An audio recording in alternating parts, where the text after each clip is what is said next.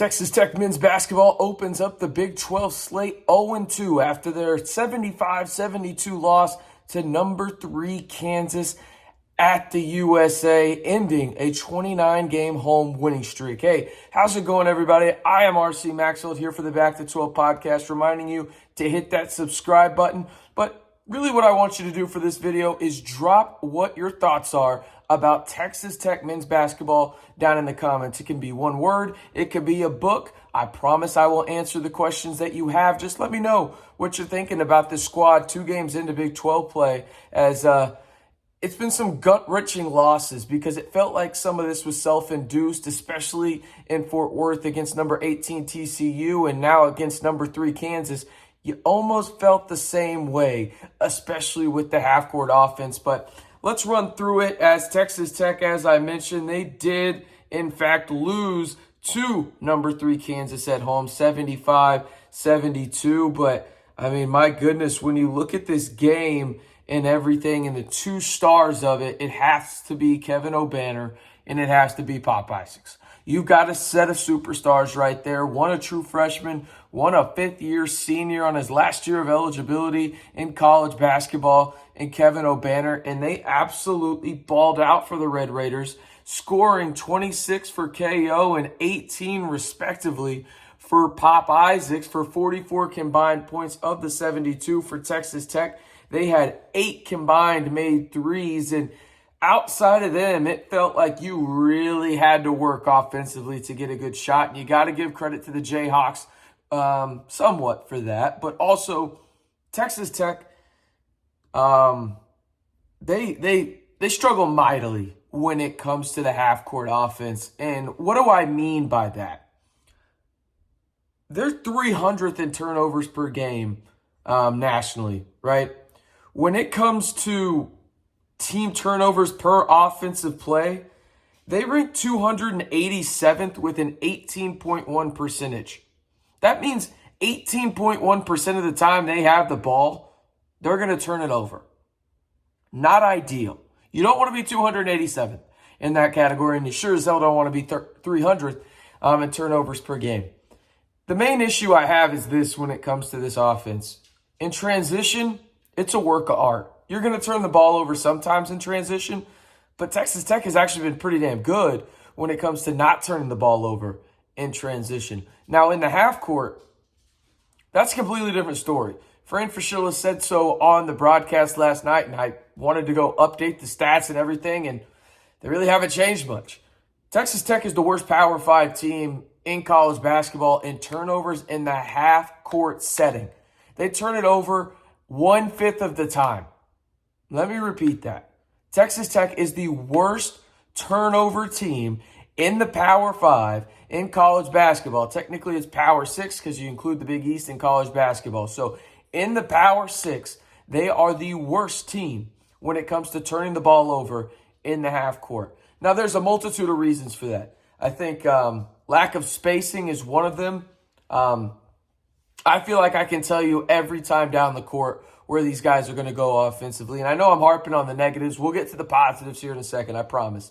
But the lack of spacing and movement offensively in the half-court setting is hard to watch sometimes because you know exactly where guys are going to go. You know exactly what's going to happen every time, right? So every time down the floor, let's say it's Devion bringing the ball down the floor. You know Pop is going to go left. You know, Jaylon Tyson's going to go right. They're going to stand in the corners. Then you're going to have Bacho down on the block, whether that's, you know, on the right or left block. It depends on the opposite side of where the ball is. And then Kevein Obanor is going to be at the top of the key waiting to set a pick. And then him and Bacho are going to flip. And then they're going to try and flip again. And if that doesn't happen, they're going to run motion offense. That's what's going to happen. And it's one of those things where the talent's there, like, and it's infuriating because I think guys, when they have the ball in their hands, they just put their head down almost in a way where they're going to play hero ball, and I think it just really hampers the ability of what Texas Tech has offensively. And you know, I'm not harping on one guy. I think Devion does it. I think Pop does it. I think KO does it. I think Daniel Bacho does it. Jaylon Tyson does it as well. It really is a team issue, not just an individual issue, right? And I think that that's something that has to be addressed because that's where a lot of Texas Tech's turnovers come in the half court is guys just simply putting their heads down and not really looking across the floor, not really seeing what the defense is giving them. It's frustrating. It really is. All right, I asked you to put your thoughts down in the comments. Be sure to hit that subscribe button too. We're giving you the latest videos when it comes to Texas Tech, either that day or the next morning. Didn't want to make a video because my fiance was asleep. So there we go. We got one for the morning, and we're going to break this all down, giving the latest Texas Tech news and rumors right here on the Back to 12 podcast channel. All right. When thinking about Texas Tech positively, I mean, yeah, I have to start with Kevein Obanor and Pop Isaacs. I mean, they are just phenomenal in what they've done. Again, 26 for KO. Pop has 18. Those guys are guys I'm not worried about in the slightest. Those guys are going to carry you to victories and damn near did it tonight against the number 3 team in the country. And I'll say this as well. I'm not jumping ship on this team. I think that they are still a good basketball team. Does that mean that I think they are probably what I thought they could be to begin the year? No, they're not. And that's okay. I thought to begin the year, I thought they'd probably be like a 5 seed. I don't think that's going to happen. I think they'll probably be closer to a 9 or a 10. But I'll tell you what, they'll be a dangerous 9 or 10 squad if they figure it out any given night, which they had the capability to do. Think about it. You could argue Texas Tech could be 2-0 in the Big 12 right now if it wasn't for the half-court offensive issues and the turnover issues. You could argue that. And again, I know that's a lot of ifs, and you have to give credit to TCU for capitalizing and Kansas for capitalizing.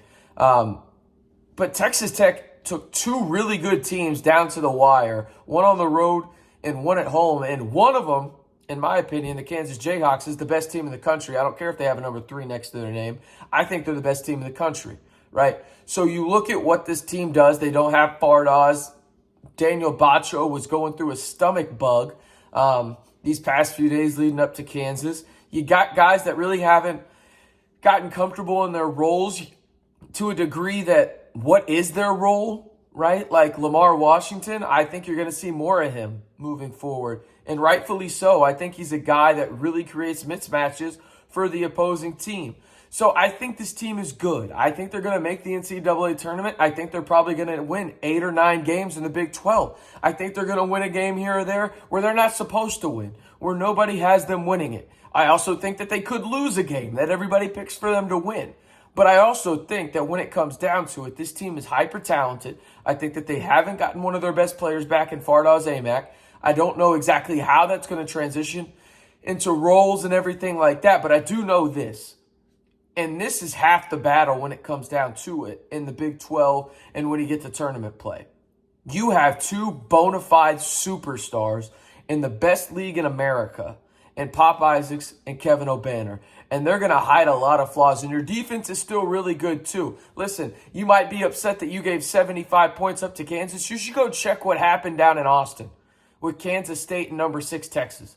Kansas State scored 116. I repeat, $116 on the Longhorns. That prolific defense that the Longhorns have.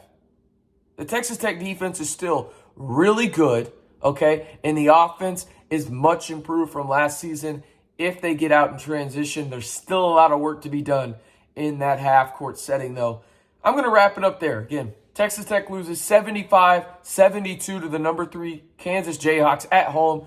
The 29-game home winning streak, done for the Red Raiders. But there's a lot to improve upon. But I will say this as well, a lot to be excited about. Mainly that star freshman guard that the Red Raiders have in Pop Isaacs. If you haven't done so already, be sure to hit that subscribe button to stay in the know on the latest, most breaking Texas Tech news and rumors right here on the Back to 12 podcast channel.